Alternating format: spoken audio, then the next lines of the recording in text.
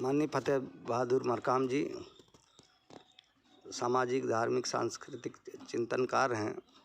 आज हम इनको लेकर हमारे जो जनप्रतिनिधित्व कानून है, जहाँ पर हमें संविधान ने लोकसभा और विधानसभाओं में पंचायती स्तर तक एक आरक्षण की व्यवस्था की है, ताकि इनकी राजनीतिक समझ बढ़े, राजनीतिक में समाज का प्रतिनिधित्व करके ये अपने समाज के हित को विधानसभा और लोकसभाओं में रख सकें।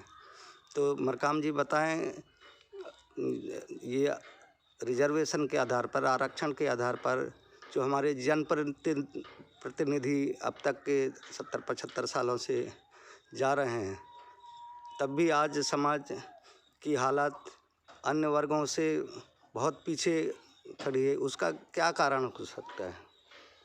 इसमें मेरा सोच है और समझ भी है कि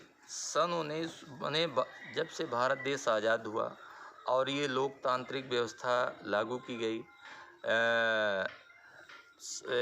भारतीय संविधान के मुताबिक लोकसभा, विधानसभाएं, राज्यसभा की स्थापना हुई, तब से मैं देख रहा हूँ कि जो रिजर्वेशन ST SC को मिला है 52 से, उसके हिसाब से लोग प्रतिनिधित्व तो कर रहे हैं, लेकिन जो संविधान निर्माताओं की मान्यता, वो मंशा थी कि जब सभी वर्ग समुदाय के लोग वहाँ चुनकर जाएंगे तो अपने अपने समुदाय से संबंधित अपने संस्कृति, संस्कार, रीति रिवाज, स्थिति परिस्थिति, शिक्षा दीक्षा, अर्थव्यवस्था, सारी चीज़ों को लोकसभा या राज्यसभा के पटल पर रखेंगे और उन पर विचार होगा, उन पर अमल किया जाएगा।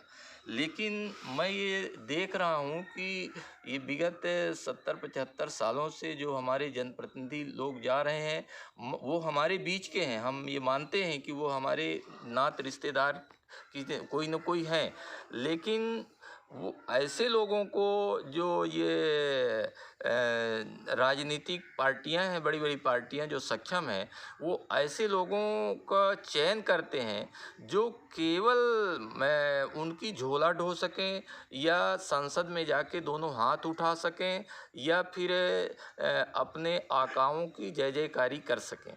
ऐसे जनप्रतिनिधि लोग हमारे जाते हैं वहाँ, तो उनका स्वार्थ सिद्धि तो हो रहा है, लेकिन उनके माध्यम से जो समाज का उन्नत विकास होना चाहिए वो नहीं हो पा रहा है। अब उसका कारण यही है कि ऐसे लोगों का सिलेक्शन ही लोग करते हैं जो संसद में, विधानसभा में कम से कम बोल सके और अपने जन समुदाय के बीच में कम से कम जाएं।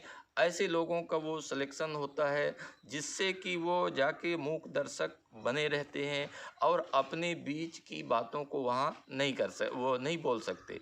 मैं इसमें तो ये मानता हूँ कि रिजर्वेशन के जो मंशा थी उसकी प्रतिपूर्ति वो लोग नहीं कर पाते हैं।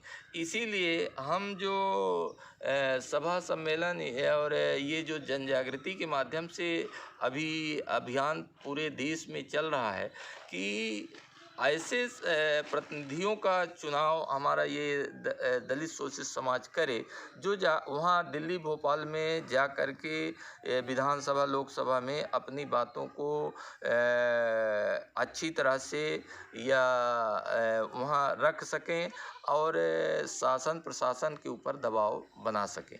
लेकिन अभी तक ऐसा हुआ नहीं है।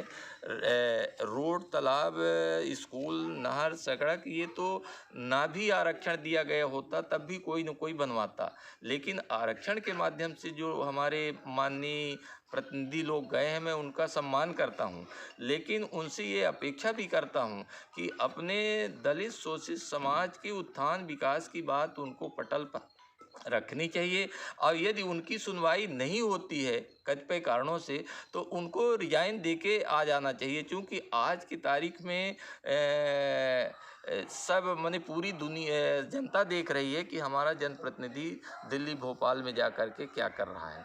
तो ऐसे लोगों से हम क्या अपेक्षा करेंगे जो वहाँ जाके या तो गूंगे हैं, बहरे हैं, मूक दर्शक हैं और कोटे का प्रतिनिधित्व भी कर रहे हैं। तो ऐसे मैं तो ये मानता हूँ कि ऐसे सांसद विधायकों को समाज के बारे में अच्छी जानकारी रखना चाहिए और समाज के बारे में उनको वहाँ पटल पर बात रखनी चाहिए, मनवाने का प्रयास करना चाहिए। यानी हमारे जिनको हम अपना प्रतिनिधि बनाकर भेज रहे हैं तो हमारे दुख और तकलीफ़ों को नहीं उठा रहे हैं। इसका मतलब ऐसे जनप्रतिनिधियों को भेजने का काम नहीं होना चाहिए। ये समाज को समझना पड़ेगा, सोचना पड़ेगा कि हमारा कैसे जनप्रतिनिधि जो हमारे दुखों को, तकलीफ़ों को, हमारे विकास की चीज़ों को सब संविधान के पटल पर रख। जी जी, बहुत बहुत धन्यवाद मरकाम जी, आपने इतना समय दिया। आपका बहुत पुराना अनुभव रहा है।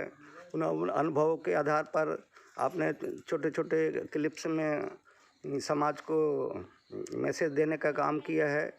और अंत में मैं यहाँ अखंड गोंडवाना समाचार पत्र के कैमरे से हड़बड़ो गोंडान जिला सीधी से रिपोर्ट करते हुए धन्यवाद देता हूँ। जय सेवा, जय जवाहर। जय श्री